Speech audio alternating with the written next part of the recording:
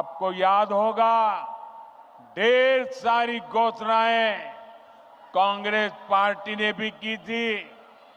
कांग्रेस ने पिछले लोकसभा चुनाव में युवाओं और महिलाओं को 1-1 लाख रुपए देने का वादा किया था, लेकिन जब महिलाएं ये पैसा मांगने कांग्रेस दफ्तर पर गई तो महिलाओं को अपमानित किया गया। जहां जहां कांग्रेस की सरकारें हैं, वहां वहां ऐसे झूठ की दुकान, ऐसे ही झूठ की दुकान खोली जा रही है।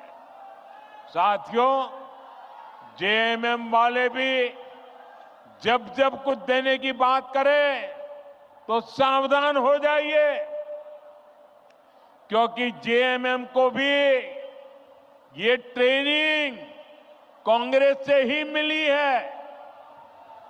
जब भी ये कुछ देने की बात करेंगे तो आपकी जेब पर डाका डालेंगे।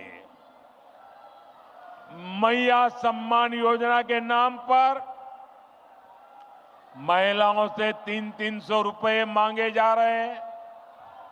अबुआ आवास के नाम पर 25,000 रुपए तक की वसूली हो रही है। केंद्र सरकार की योजनाओं में भी जहां इन्हें मौका मिल रहा है, ये पिछले दरवाजे से लाभार्थियों को गुमराह करके उनसे भी वसूली कर रहे हैं। म्यूटेशन और नाम सुधार जैसे काम करने वाले के लिए 5-5 हजार देने पड़ते हैं। मैं आपसे पूछता हूं, जनता को लूटना ही जिनका पेशा हो, वो आपको कभी भी कुछ देंगे क्या? साथियों, जेएमएम वालों की अब चला चली की बेला आ चुकी है और इससे लोग बौखलाए हुए हैं। भाजपा के नेताओं पर झूठे केस लादे जा रहे हैं। सत्ता जाने के डर से इन्होंने अपना झूठ का पिटारा निकाल दिया है। आप मुझे बताइए, इन्होंने जब तक नौकरी नहीं, तब तक बेरोजगारी भत्ता का वादा किया था। कितने बेरोजगार युवाओं को बेरोजगारी का भत्ता मिला? मिला क्या?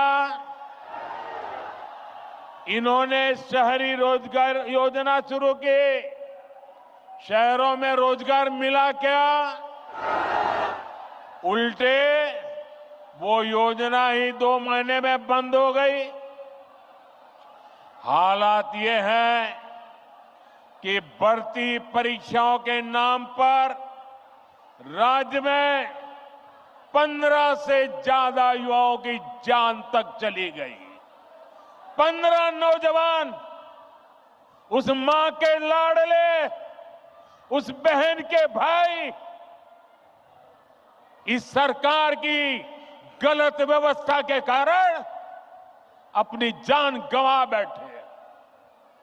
प्रदेश सरकार संवेदनशील होने की जगह जख्मों को कुरेदने में लगी है। इस घटना में जिन युवाओं की जिंदगी गई है, मैं उन्हें श्रद्धांजलि देता हूं, उनके परिवारों को सांत्वना देता हूं और मैं वादा करता हूं, झारखंड में कुछ ही महीनों के बाद जब बीजेपी सरकार बनेगी, एनडीए सरकार बनेगी, तो इस सारे मामले की जांच करवाई जाएगी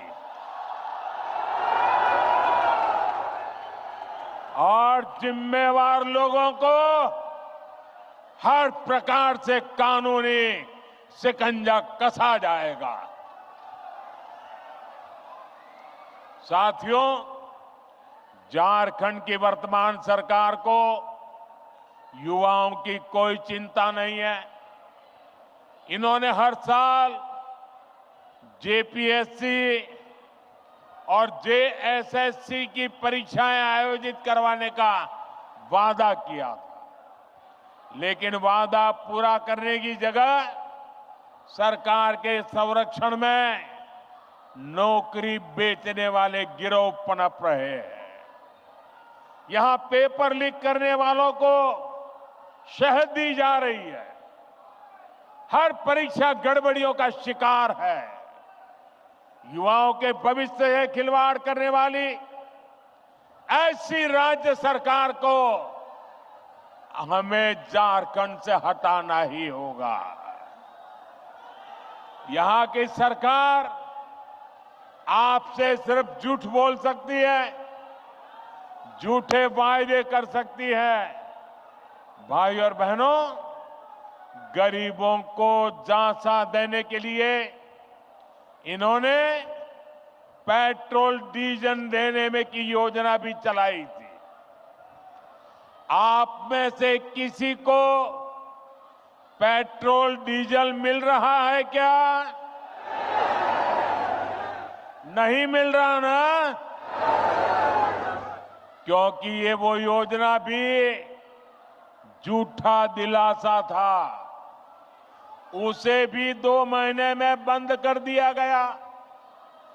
अब ये महिलाओं को पैसे देने के नाम पर गरीबों को भरमाने के लिए नए नए तिकड़म लगा रहे हैं। इसलिए आपको ऐसे धोखेबाजों को सरकार से बाहर निकालना है। साथियों, वादे करना और उन्हें पूरा करना ये केवल बीजेपी ही करती है। एक और हमारी सरकार है।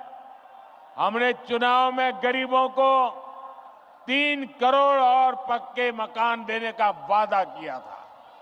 पिछले महीने इस सरकार ने इसको मंजूरी भी दे दी है।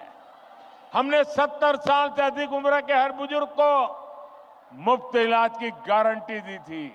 कुछ ही दिन पहले सरकार ने उस फैसले पर भी मोहर लगा दी है। हम हर घर तक जल पहुंचा रहे हैं। हम लगातार छोटे किसानों को पीएम किसान सम्मान निधि दे रहे हैं।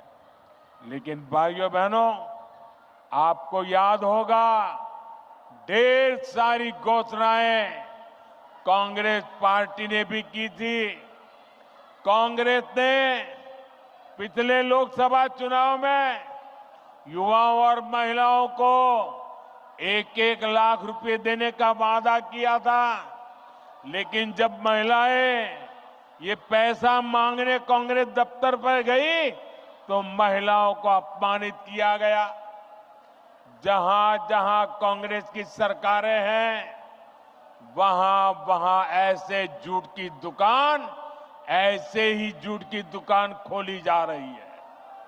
साथियों, जेएमएम वाले भी जब जब कुछ देने की बात करें तो सावधान हो जाइए, क्योंकि जेएमएम को भी ये ट्रेनिंग कांग्रेस से ही मिली है। जब भी ये कुछ देने की बात करेंगे तो आपकी जेब पर डाका डालेंगे। मैया सम्मान योजना के नाम पर महिलाओं से 300-300 रुपए मांगे जा रहे हैं।